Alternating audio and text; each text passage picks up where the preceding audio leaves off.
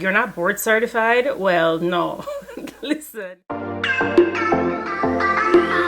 What's up, guys? Welcome back to my channel. I am Lori. If you are new here, I am a family nurse practitioner, and today's video is kind of a follow-up from my last video. So if you have not seen my last video, I will link it down in the description box. On my last video, I talked about how to prepare yourself for clinicals if you are a nurse practitioner student. Now in today's video, I am going to be sharing with you guys how to find your preceptors, what to avoid when you're looking for free preceptors, and just a little bit of tips that's going to help you when you're trying to get that preceptor locked down. Now, I will definitely tell you guys that finding a preceptor is not an easy task. So if you are a nurse, even if you're not a nurse right now and your end goal is to become a nurse practitioner, depending on the school that you choose and the program that you go into for nurse practitioner, you need to really try to figure out what their policy is on the preceptors. Do they help you to locate your preceptors?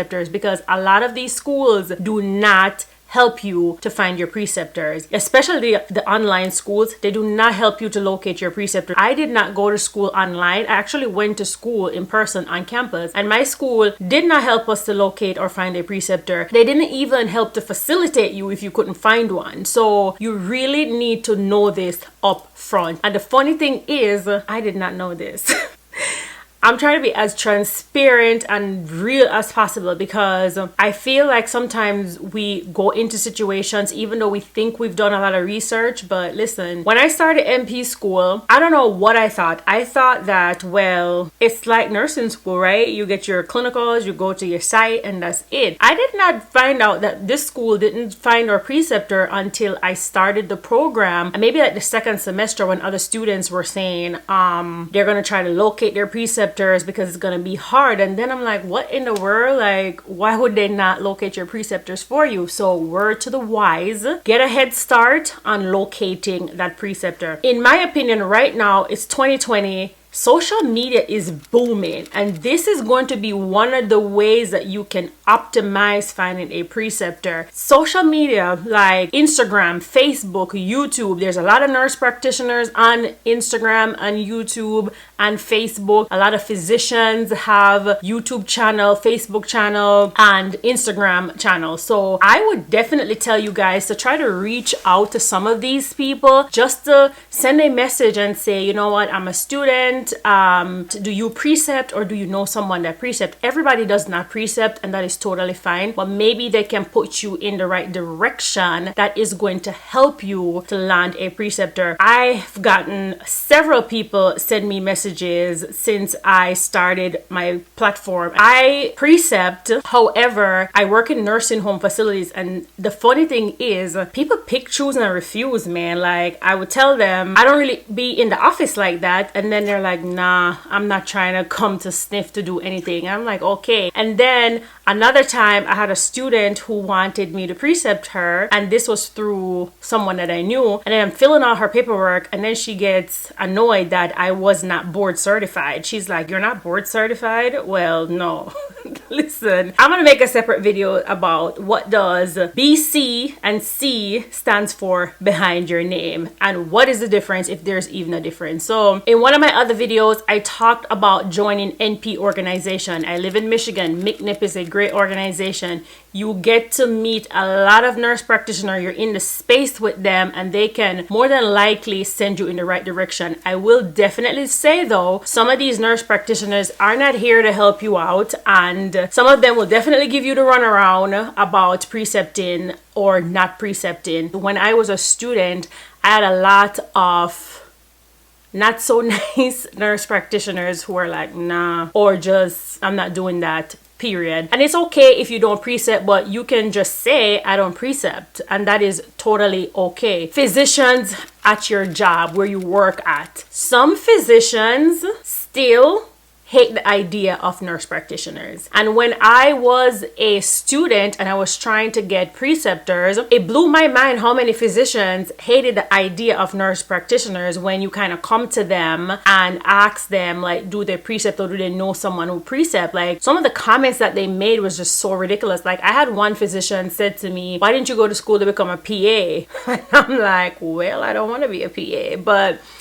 Be careful about physicians like this. If they don't want to precept you, that's totally fine. Like I said, if it's fine. But do not feel discouraged when you hear things like this, because you probably will hear them say this. I also had one physician who said to me, well, it depends on the university you go to, okay? And I wasn't going to the university of his choice, so he was like, nah, I'm not doing it. Be aware. This is all I'm saying. But don't get discouraged. You will definitely find your preceptor and find who is supposed to be precepting you. I will also encourage you, if you are a family nurse practitioner, I would definitely encourage you to try to get some of your preceptors in different settings. Now, as a FNP, you can work in SNF, you can work in primary care offices, and you can also work in urgent care. And when I was a student, I actually did my preceptorship in all 3 different locations because I wanted the variety. I know it's hard to kind of find that, but I would definitely encourage you to try so that you can have a different variety. You don't want all your hours in an urgent care. You don't want all your hours in a primary care office, you know, just to give you what each area is going to be like. The funny thing is, the one that I hated the most, the SNF, is what I'm doing right now, what kind of work I'm doing. One of the biggest things that I would tell you to try to avoid when you're trying to get a preceptor, try to avoid those preceptors who are really not interested in your learning and your development. There's a lot, and I'm sorry to say this, but it is absolute truth. There's a lot of nurse practitioners that will take you on to say they're precepting you, but they have no interest in your learning and your development. Is only just to help them with their job. And this happened to me when I was a student. I had a preceptor, and it was never disclosed to me that she had 10 students. Now, my college actually forbid you having more than 2 students to precept, and in my opinion, having more than 3 students is not aiding the development so much of the student, because that's just too much in my opinion and too overwhelming. So I show up and there is 8 other students, and pretty much what was happening was, it was different SNFs that she worked in. She had a whole bunch of patients. I think it was kind of overwhelming for her, so she was just divvying up her patients, like, you're gonna take 6, you're gonna take 6, you're gonna take 5, you're gonna take 7, and gave us her pretty much her template of her progress note and said, all right, see those patients, do the progress note, email them to me so I can look them over. And that was pretty much it. And the bad thing is, I kind of had to stay there because I had no other choice. I didn't have any other backup. I didn't have any other preceptors. So I kind of had to stay there and make the best of it. So you really, really want to try your best to find someone who really wants to help you in growing and learning. And a lot of times you're gonna have to do it on your own, and you're gonna have to be responsible for your own growth and your own learning and your own development. You can't rely heavily sometimes on others, but I do think that in a learning environment, that's what it should be. And if you are volunteering to do that, that's what you should do. And you know, if she had told me that she had 8 or 9 or 10 students, it would have prompted me to start looking elsewhere. You know, you can't just let me blindly come in like that and then thinking, what the heck is going on here? So I would definitely tell you, when you're gonna have a preceptor, just ask them how many students they have. If they have 2 or 3 students, you guys can kind of rotate the days that you go.